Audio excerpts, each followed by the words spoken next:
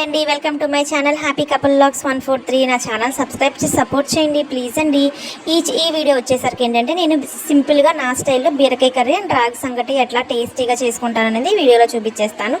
చక్కగా బీరకాయలు అయితే చక్కగా నేను స్మాల్ పీసెస్కి అయితే కట్ చేసేసుకున్నాను. చక్కగా కట్ చేసుకున్న తర్వాత బాండీ అయితే పొయ్యి మీద పెట్టేసుకుని అండ్ దెన్ కొంచెం ఆయిల్ అయితే వేసేసుకున్నాను. ఆయిల్ వేసేసుకున్న తర్వాత చక్కగా పోపు శనగపప్పు అండ్ దెన్ మినపప్పు అయితే వేసేసుకుని దాంట్లో ఆవాలు కూడా వేసేసుకున్నాను. ఇవి చక్కగా వేగిపోయిన తర్వాత చక్కగా జీలకర్ర అయితే వేసేసుకుని జీలకర్ర కూడా వేగిపోయిన తర్వాత చక్కగా కరివేపాకు వేసేసుకున్నాను. అండ్ దెన్ కరివేపాకు వేసుకున్న తర్వాత చక్కగా ఇంగువ కూడా వేసేసుకున్నాను. చాలా టేస్టీగా ఉంటుందండి ఇంగువ వేసుకుంటే ప్రతి దాంట్లో తాలింపులో.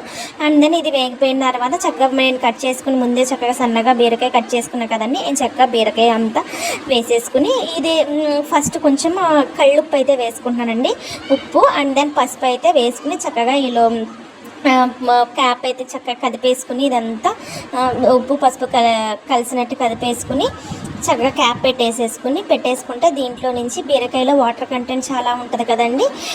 చక్కగా ఈ సమ్మర్లో కూడా మనం ఇట్లా చేసుకుంటే కనుక సింపుల్గా చక్కగా ఈజీగా తినాలనిపిస్తుంది. అండ్ దెన్ చాలా టేస్టీగా ఉంటుంది, చాలా బాగుంటుంది. అండ్ దెన్ తర్వాత అది మగ్గిపోయేలోపు నేను చక్కగా వెల్లుల్లిపాయలు కూడా చక్కగా ఇట్లా పొట్టు తీసి పెట్టేసుకున్నాను. కొంచెం అల్లం, మరీ తీపి అలాగా రాకుండా చక్కగా అల్లం లైట్గా కొంచెం వేసుకుంటే చాలా టేస్టీగా ఉంటుంది. బీరకాయ తిన్న వాళ్ళు కూడా చక్కగా టేస్టీగా తినొచ్చు. చక్కగా వెల్లుల్లిపాయలు కూడా అట్లా తొక్కు తీసేసుకుని వేసేసుకుంటే కనుక మొత్తం మగ్గిపోయిందండి బీరకాయ.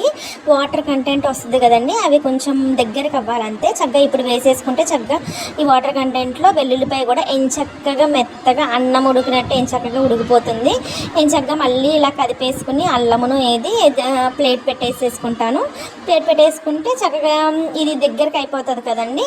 రాగి సంగటి కాబట్టి ఒక్క రవ్వ కొంచెం వాటరీగా లైట్గా, మరీ ఫ్రై లాగా కాకుండా అట్లా ఉంచుకుంటే రాగి సంగటిలోకి చాలా బాగుంటుంది. అట్లానే దీంట్లో నేను కారం వేసుకున్నాను. కారంలో ఆల్రెడీ మెంతులు, ఆవాలు, ధనియాలు, జీలకర్ర పొడి ఉందండి, అందుకే ధనియాలు జీలకర్ర పొడి వేయలేదు. చక్కగా వేసేసుకుని అట్లా కొంచెం దగ్గరికి వచ్చిన తర్వాత ఈ కన్సిస్టెన్సీలో ఒక 2 minutes ఉంచేసుకుని అయితే ఆఫ్ చేసేసుకున్నాను. ఒక పక్కన రైస్ అయితే పెట్టేసుకున్నాను.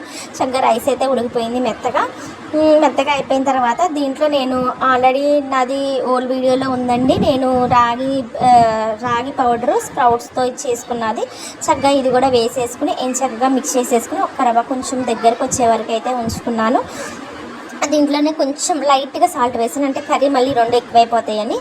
చక్కగా నేను రాగి సంకటి చక్కగా అట్లాగా బీరకాయ కర్రీ అండ్ దెన్ దాంట్లో వెల్లుల్లిపాయ పెట్టుకుని తింటే బీరకాయ తినే వాళ్ళు కూడా చక్కగా చాలా టేస్టీగా ఉందండి. ఇట్లా సింపుల్గా చక్కగా సమ్మర్లో మనం ఇట్లా చేసుకుంటే కనుక ఒంటికి చలవ చాలా బాగుంటుందండి.